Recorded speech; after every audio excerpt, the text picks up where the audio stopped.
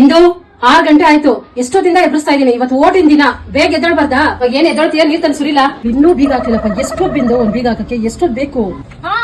ಬಂದೆ ನಿಜವಾಗ್ಲೂ ಎಲೆಕ್ಷನ್ ನಿಂತಿರೋರೆ ಅವ್ರ ಮನೆಯವ್ರನ್ನ ಇಷ್ಟು ಅರ್ಜೆಂಟ್ ಕರ್ಕೊಂಡು ಹೋಗಲ್ಲ ಅನ್ಸುತ್ತೆ. ಸಂಜೆ 6 ಗಂಟೆ ತನಕ ಟೈಮ್ ಐತೆ. ಎದುರುಗಡೆ ಮನೆ ಆಂಟಿ ಇಂತ ಬೇಜವಾಬ್ದಾರಿ ಮನುಷ್ಯರು ನೋಡಿ. ಯಾಕಮ್ಮ ಏನಾಯ್ತು? ಓಟ್ ಹಾಕಕ್ ಹೋಗಿಲ್ಲ ಊರಿಗೆ, ಬಸ್ ರಶ್ ಅಂತೆ ಹೋಗಿಲ್ವಂತೆ. ಇದೆಲ್ಲ ಒಂದ್ ಕಾರಣನ? ಈ ಒಮ್ಮನ್ಗೆ ಹೋಗಿ ಓಟ್ ಹಾಕಕ್ಕಾಗಲ್ಲ. ಅವ್ರ ಊರವ್ರು ಏನಾದ್ರು ಗೌರ್ಮೆಂಟ್ ಅವ್ರಿಗೆ ಕಂಪ್ಲೇಂಟ್ ಹೇಳ್ಬೇಕು ಅಂದ್ರೆ ಫಸ್ಟ್ ಬಸ್ಗೆ ಹೋಗಿ ಮುಂದೆ ಕುತ್ಕೊಂಡ್ಬಿಟ್ಟಿರ್ತಾರೆ. ಓಟ್ ಹಾಕ್ಬಿಟ್ಟು ಬಂದ ಯಾರಿಗೆ ಓಟ್ ಹಾಕ್ತೆ? ಅದೆಲ್ಲ ಕೇಳ್ತಾರಮ್ಮ. ಸುಮ್ ಕುತ್ಕೋ. ಇನ್ನು 6 ಗಂಟೆ ಆಯ್ತು. ಎಲ್ಲ ಕ್ಲೋಸ್ ಆದ್ಮೇಲೆ ಬರ್ಬೇಕು ಅಂತಿದ್ಯಾ? ಓಟಿಂಗ್ ಬೂತ್ ಏನಾದ್ರು ಕ್ಲೋಸ್ ಆದ್ರೆ ನಾನು ನಿನ್ನ ಸುಮ್ಮನೆ. ಅಮ್ಮ 6 ಗಂಟೆ ಇನ್ನ 20 ನಿಮಿಷ ಆಯ್ತಮ್ಮ. ಇದಕ್ಕೇನ್ ಕಮ್ಮಿ ಇಲ್ಲ. ನೀನು ಬೇಗ ಹೊರಡೋದ್ಬಿಟ್ಟು ಬೇರೆ ಎಲ್ಲಾನು ಮಾತಾಡ್ತೀನಿ. ಅಮ್ಮ ಕೊನೆಗೂ ನಮ್ಗೆ ವೋಟಿಂಗ್ ಲಿಸ್ಟ್ ಸಿಕ್ತು. ಬಾ, ಸದ್ಯ ಸಿಕ್ತು. ನನಗೂ ಎಲ್ಲಿ ನಿಮ್ ಪರಿಸ್ಥಿತಿ ಬಂದ್ಬಿಡುತ್ತೆ ಅನ್ಕೊಂಡಿದ್ದೆ. ನಮ್ಮ ಪರಿಸ್ಥಿತಿ ನಿಮ್ ಪರಿಸ್ಥಿತಿ ಏನಮ್ಮ ಹೇಳ್ತಾ ಇದ್ಯಾ? ಅಷ್ಟು ಅರ್ಥ ಆಗಿಲ್ಲ. ನಿಮ್ ಪರಿಸ್ಥಿತಿ ಅಂದ್ರೆ RCB ಅವ್ರ ಪರಿಸ್ಥಿತಿ ಅಂತ. RCB ನಿನ್ನೆ ನೀವು ಮ್ಯಾಚ್ ಗೆದ್ರಿ ತಾನೆ? ಹ್ಞೂ ನಿನ್ನೆ ಗೆದ್ವಿ. ವೋಟಿಂಗ್ ಬೂತ್ ಕ್ಲೋಸ್ ಆದ್ಮೇಲೆ ವೋಟ್ ಮಾಡಿ ಏನ್ ಪ್ರಯೋಜನ? ಹಂಗೆ ತಾನೆ ನಿಮ್ ಕತೆನು?